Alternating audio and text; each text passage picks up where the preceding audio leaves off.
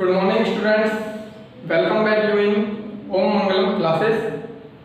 आज हम class 8 subject math chapter 2 linear equation, जिसको हिंदी में बोलते हैं रैखिक समीकरण, के बारे में विस्तार से समझेंगे कि लाइनर इक्वेशन होती क्या है और इनको सॉल्व कैसे किया जाता है। तो आपका चैप्टर का नाम ही है लाइनर इक्वेशन। लाइनर इक्वेशन इसको हिंदी में बोलते हैं रैखिक समीकरण।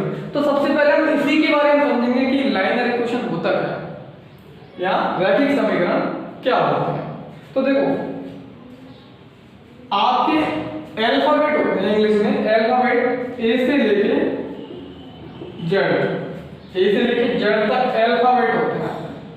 जैसे ए बी सी, कुछ भी मान लो, एक्स वाई जेड, ये सब क्या होते हैं? आपकी अल्फाबेट होते हैं। और भी ए से लेके जेड तक ये सब आपके क्या होते हैं? वेरिएबल क्या होते हैं?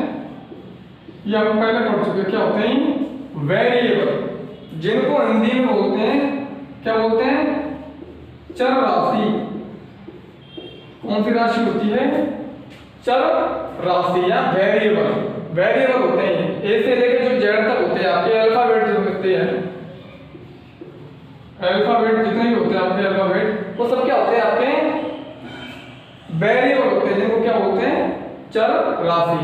और जो आपके नंबर्स होते हैं, जो भी -8, 5, 3/4, ये सब आपके क्या होते हैं? कांस्टेंट टर्म, यानी कांस्टेंट राशि, यानी अचर। ये होते हैं आपके अचर, जिनको बोलते हैं कांस्टेंट। क्या बोलते हैं? कांस्टेंट टर्म, है ना, यानी अचर। ये सब आपकी क्या होते हैं? वास्तविक संख्याएं होती है। क्या होती है आपकी? वास्तविक संख्या या रियल नंबर। ठीक है, ये आप सबसे पहले इंपॉर्टेंट चीज याद होना चाहिए। क्या कि ए से लेके जेड तक जितने भी आपके अल्फाबेट होते हैं वो आपके वेरिएबल होते हैं, जिनको चर राशि बोलते हैं। और जो वास्तविक संख्या रियल नंबर जो होती है, जितने भी नंबर माइनस की हो, चाहे प्लस की हो, चाहे अपॉन वाली हो, यानी चाहे नेचुरल हो, रूल हो, इंटीजर्स हो, रैशनल नंबर हो, वो सब आपके क्या होते हैं? कांस्टेंट टर्म आते हैं, अचर राशि होती है। ठीक है, अब देखो हम पढ़िए इक्वेशन, रैखिक इक्वेशन क्या होता है या रैखिक समीकरण या लाइनर इक्वेशन। लाइनर इक्वेशन क्या होता है? जैसे आपका ये x + 3 = 8, x + 3 = 8, ये आपका रैखिक समीकरण है या फिर क्या है? Liner equation. ये क्यों है वो मैं बताता हूं। देखो, इक्वल आ रहा भी था, यानी इक्वल के इधर क्या होता है? LHS। इक्वल के इधर वाले जो टर्म होगा, जितना भी होगा, वो होता है आपका LHS, जिसको बोलते हैं बायां पक्ष। क्या बोलते हैं? बायां पक्ष, लेफ्ट हैंड साइड। इक्वल जो होता है इक्वल के इधर वाला, और इक्वल के इधर जितनी भी संख्या हो, 1 है तो 1, 2 तो जितनी भी हो, वो होता है आपका LHS। तो RHS क्या होता है? RHS, जिसको बोलते हैं राइट हैंड साइड या दायां पक्ष। ये पता होना चाहिए, इक्वल के इधर LHS होता है, इक्वल के उधर RHS होता है। ठीक है, रैखिक समीकरण जो होता है उसमें किसका चिन्ह आएगा? बीच में इक्वल का चिन्ह आएगा। अब देखो, रैखिक, इस रैखिक का मतलब क्या है? पर इक्वेशन तो है आपका, समीकरण तो है, समीकरण तो है, नहीं इक्वेशन तो है, क्योंकि इक्वल का साइन आ रहा है। लेकिन ये रैखिक क्या है, यानी ये लाइनर क्या है? रैखिक का मतलब क्या है वो आपको मैं समझा देता हूं। देखो,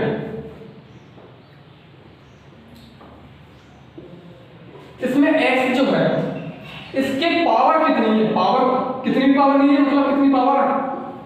जब किसी की पावर कुछ नहीं होती, जैसे y है, इसकी पावर कुछ नहीं है, इसका मतलब पावर कितने है? 1। यहां पर जैसे दे रखा आपको कुछ भी, x की पावर 2, ये पावर होती है। x² बोलते हैं, या फिर x की पावर क्या होती है? 2, जैसे x की पावर 3। तो देखो, यहाँ पर x की पावर 2 है, यहाँ पर x की पावर 3 है, जबकि यहाँ पर x की पावर 1 है। और 1 लिखना कोई जरूरी नहीं भी होता है ना, कोई देखना जरूरी नहीं, पावर में लगाना जरूरी नहीं, अगर दो हो तो लगाना जरूरी है, तीन हो तो लगाना जरूरी है। तो यहाँ पर x की पावर एक है, ठीक है, यानी जो वेरिएबल जो होता है आपका, क्या वेरिएबल यानी जो चर होता है आपका, उसकी पावर यदि आपकी 2 है या 3 है या 4 है या 5 है, यानी 1 से ज्यादा है, तो वो आपका रैखिक नहीं होता है, रैखिक नहीं होता है। तो x की पावर यदि 1 है, कितनी है, यानी वेरिएबल की पावर में यदि क्या है 1, कितना है 1, जैसे x की पावर 1, y की पावर 1, z की पावर 1, a की पावर 1, पावर 1 लगाना जरूरी नहीं है, लगाओ तो ठीक नहीं लगाओ। तो ये हो गया आपके रैखिक समीकरण या लाइनर इक्वेशन, ठीक है। तो बात समझो, x की पावर 1 से ज्यादा हो, यदि x हो, सपोज करो ये आपकी इक्वेशन है x² + 3 = 8, क्या ये रैखिक समीकरण है? नहीं है, ये रैखिक समीकरण नहीं है। क्यों नहीं है? क्योंकि इसमें x की पावर कितनी है 2, यानी x क्या है वेरिएबल, और वेरिएबल को नहीं बोलते चर। जब वेरिएबल की पावर 1 से ज्यादा हो तो रैखिक समीकरण नहीं होता, रैखिक समीकरण क्या होता है, सिर्फ सिंपल होता है, ठीक है, x की पावर 1 से ज्यादा नहीं।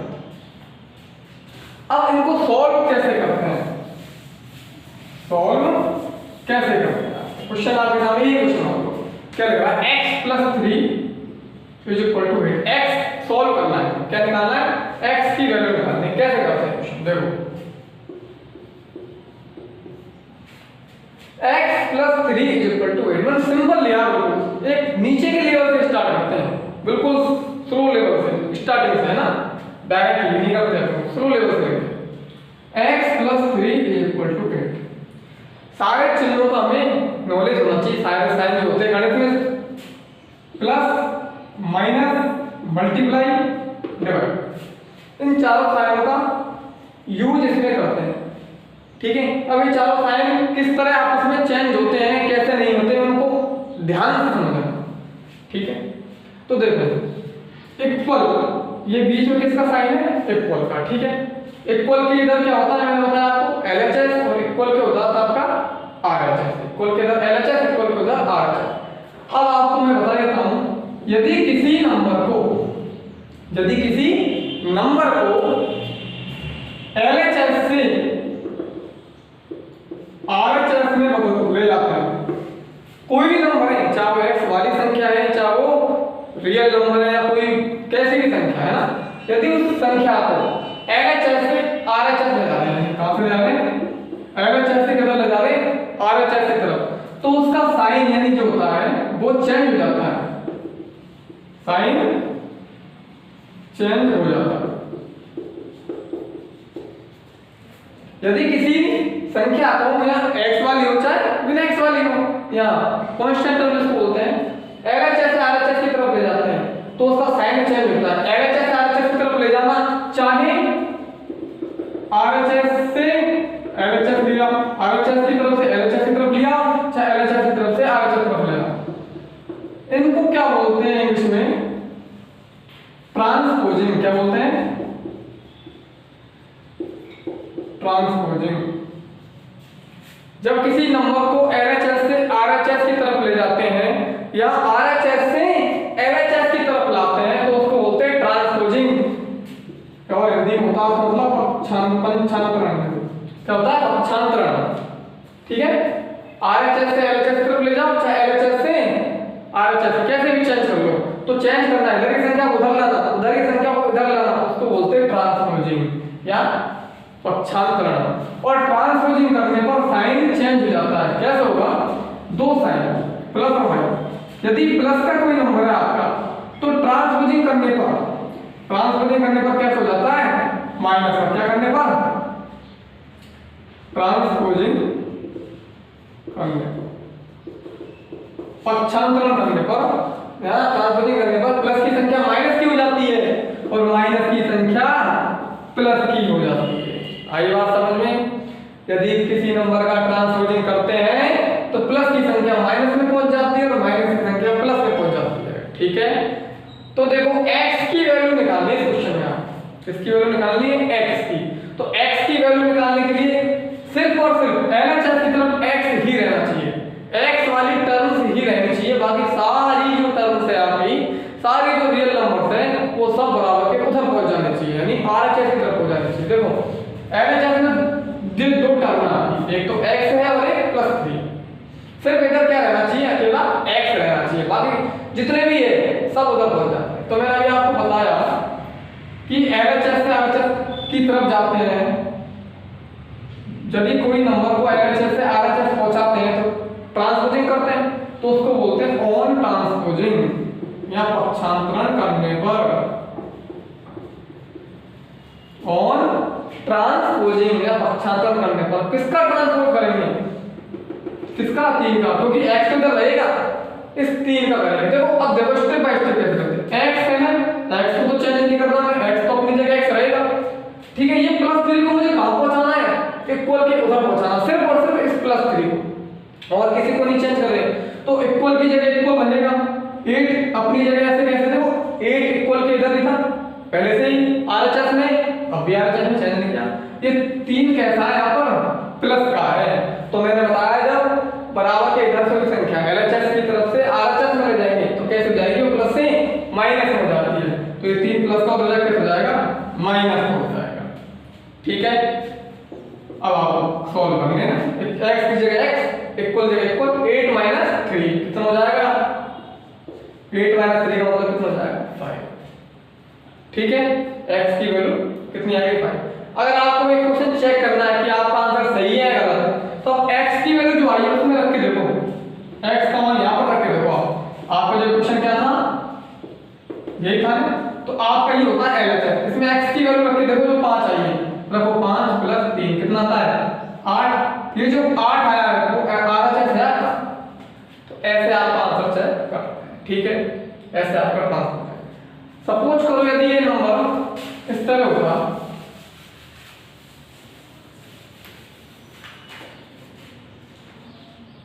माइनस की नंबर होता है, माइनस की कोई संख्या होती है, तो कैसे, तो वही लाइन आपको x का रहना चाहिए, माइनस का नंबर उधर जाएगा, कैसे हो जाएगा, प्लस का हो जाएगा, चेंज हो जाएगा ना, प्लस का होता तो माइनस का, माइनस का तो कैसे हो जाएगा, प्लस का। लाइन आपको लिखनी है ऑन ट्रांसपोजिंग,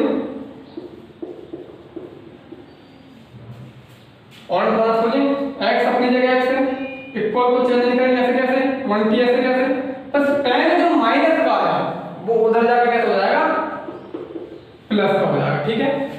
आगे ऐसे कैसे, तो x इक्वल टू, दोनों को ऐड करो, ऐड हुआ, सॉल्व करना है दोनों को, कितना हो गया, 30, ठीक है। तो इनमें तो कोई नॉर्मल लिया, सिंपल वे से लिया। अगर इक्वेशन इस तरह होती है,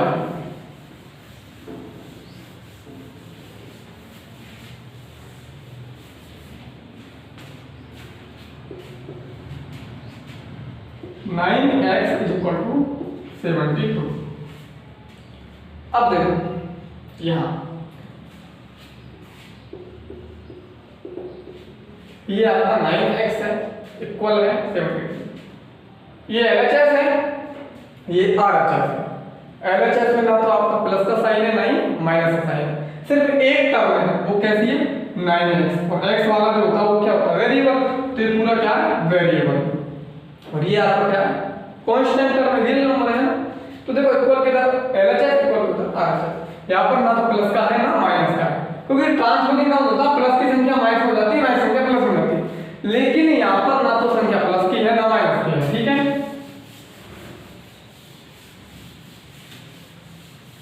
तो देखो क्या करते हैं, मुझे यहाँ से अगर ये 9 हट जाए, सपोज करो अगर ये 9 हट जाए, x का मान कैसे पता लग जाता है। अब हमको सिर्फ क्या करना है, हमें यहाँ से 9 हटाना है, 9 हटाना है। 9 कैसे हटेगा, देखो 9 हटाने के लिए अगर इस पूरे पद में यानी पूरे टर्म में अगर मैं 9 का डिवाइड देता हूं, जैसे देखो कि 8 होता है, 8 मल्टीप्लाई ये 9, ये दोनों है, अगर इसमें 8 का मैं डिवाइड देता हूं तो 8 से 8 कट जाता है, बचेगा क्या, ये तो बचेगा। इसी प्रकार आपका ये क्या है 9x, ये क्या है मल्टीप्लाई हो रहा है आपस में, 9 मल्टीप्लाई x, देखो 9 और कितना x, ये दोनों आपस में पास पास में है, यानी बीच में बिल्कुल कुछ नहीं है, मतलब क्या है मल्टीप्लाई है, 9 और x आपस में कैसे मल्टीप्लाई। अगर मैं इसमें 9 का डिवाइड दे दूं तो 9 से 9 कट जाएगा, बचेगा क्या x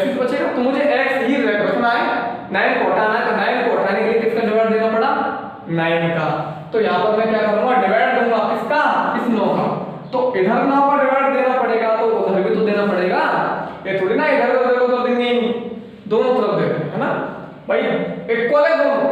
इसके साथ जो जो घटना घटेगी उसके साथ वो घटना घटेगी। इसके साथ अगर मैं इसको मैं किसी से मल्टीप्लाई करता तो इसको भी किसी से मल्टीप्लाई करना पड़ता। अगर इसमें कोई चीज मैं ऐड करता तो इसमें भी कोई चीज ऐड करता। अगर इसमें से किसी चीज को सब्ट्रैक्ट करता तो उसमें से भी किसी चीज को सब्ट्रैक्ट करता। ठीक है, आई बात समझ? मतलब कहने का मतलब है इसके साथ जो घटना घटेगी वही इसके साथ घटेगी, दोनों कैसे इक्वल है। तो मुझे 9 का जवाब देना है इसमें, तो आप लिखना पड़ेगा on divided by 9 in both side, in both दोनों पक्षों में, दोनों वचन ही दोनों साइड से नहीं पक्ष यानी LHS और RHS दोनों साइड्स में यानी दोनों पक्षों में 9 का डिवाइड देने पर 9 का भाग देने, भाग यानी क्या होता है अपन, तो देखो ये आपका जो नंबर लिखा है वेरिएबल जो है 9x उसको लिख दो, डिवाइड यानी क्या होता है अपन में क्या लगा दो 9, इक्वल की जगह इक्वल, ये कितना है 72, इसमें किसका देना है डिवाइड 9 का, मैंने बताया ना इसमें 9 का देंगे तो इसमें भी 9 का देंगे। अब देखो ये 9 से 9 कैंसिल हो जाएगा, नहीं कट जाता है 9 से 9, बचा क्या कर दो x। अब 72 में 9 का डिवाइड कितना आया 8 बढ़ जाएगा 9 का डिवाइड। ठीक है, एक तो सीधा सही तरीका, या फिर इसको ऐसे कर दो, आपको ये क्वेश्चन है 9x = 72, ये क्वेश्चन है ना 9x = 72, इसको क्या करते हैं तो ध्यान से समझना इसको, मैंने बताया प्लस की संख्या हो जाती है माइनस में, माइनस की संख्या हो जाती है प्लस में, शॉर्ट ट्रिक से ट्रांसपोजिंग करने के लिए, ट्रांसपोजिंग करने पर प्लस की माइनस में, माइनस की प्लस में। अगर कोई संख्या मल्टीप्लाई में होती है तो वो जाती है डिवाइड में, और अगर डिवाइड में होती है तो वो जाती है मल्टीप्लाई। अब देखो ये 9 है ना, ये इससे क्या हो रहा है मल्टीप्लाई हो रहा है, क्या हो रहा है मल्टीप्लाई, तो मल्टीप्लाई किसमें से होता है डिवाइड में, तो सिर्फ यहाँ से x रह जाएगा, और ये जो 9 मल्टीप्लाई में है वो इसके किस में पहुंच जाएगा डिवाइड में। पता है मैंने मल्टीप्लाई की चीज कहां पहुंच जाती है डिवाइड, तो यहाँ से 9 को हटा के क्योंकि मल्टीप्लाई में था डिवाइड में पहुंच गया, तो कितना आएगा आंसर 8। और अगर डिवाइड में होता, अगर डिवाइड में होता तो ये एक तरीका है 9 हटाने के लिए और डिवाइड करना। अगर सपोज करो क्वेश्चन डिवाइड वाला होता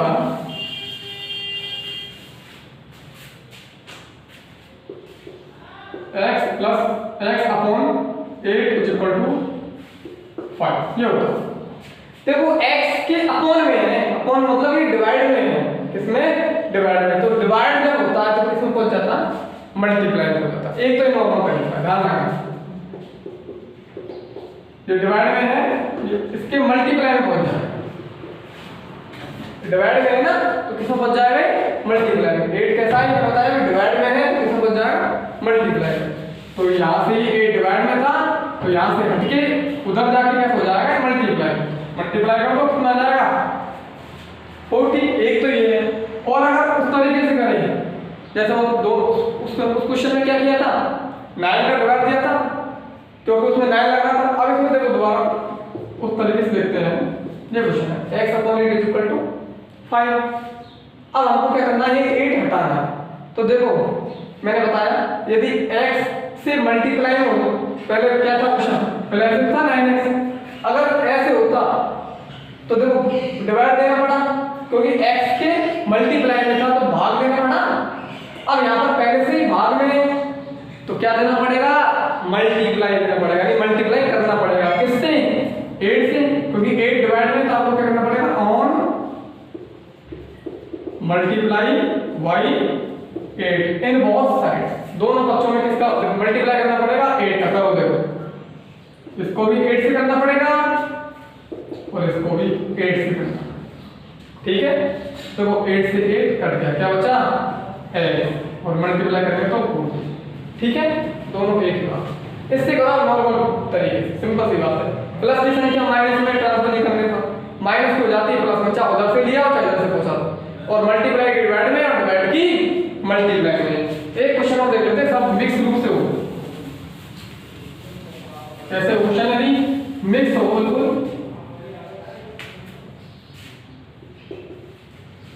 5x plus 12 is equal to 42। इस क्वेश्चन को ध्यान से समझना step by step. 5x plus 12 is equal to 42। देखो इक्वल के लिए पूरा कितना LHS ये हमारा तो वेरिएबल है और ये रियल नंबर, ये भी रियल नंबर। LHS में कितनी टर्म है? 2 टर्म है, एक टर्म ये, एक टर्म ये। और RHS में कितनी टर्म? एक टर्म। तो देखो मैंने सबसे पहले आपको क्या बताया, ट्रांसपोजिंग करना। यदि कोई संख्या प्लस में होती है तो मैं पहुंच जाती, इधर से उधर पहुंचाते हैं, उधर से इधर। इधर की तरफ हमें सिर्फ क्या रखना है, x वाली टर्म रखनी है। तो 12 क्या करनी है इधर, इसको हटाना है यहाँ से। ये कैसा है? प्लस का, तो इसको उधर पहुंचाएंगे। तो इधर से जब उधर पहुंचाते हैं तो क्या करते हैं, ट्रांसपोजिंग या पक्षांतरण। तो क्या लिखोगे, ऑन ट्रांसपोजिंग। ओके ठीक है। अब देखो ये 12 जो है कैसा प्लस का, इसका ट्रांसपोजिंग करना है, इसको उधर पहुंचा दो और कुछ और किसी को चेंज नहीं करना, सिर्फ इस 12 का करना है। तो 5x की जगह 5x को चेंज नहीं किया, इसको हटा दिया, इसको हटा दिया से सिर्फ क्या हो जाएगा, इक्वल कितना ही 42। सिर्फ इसको चेंज करेंगे, प्लस का उधर जाएगा कैसे हो जाएगा, माइनस का। प्लस का उधर जाएगा कैसे हो जाएगा, माइनस का। 5x तो ऐसे जैसे कोई दिक्कत नहीं। इनको क्या करना है, सॉल्व करना है। सॉल्व करना अपन बात है, सेपरेट करना, हटाना। कितना बचेगा 30। तो मैं इसको वैल्यू और में दिखा रखते हैं, ठीक है। अब देखो नेक्स्ट स्टेप वाला भी मैंने बताया, देखो x के मल्टीप्लाई हो रहा है।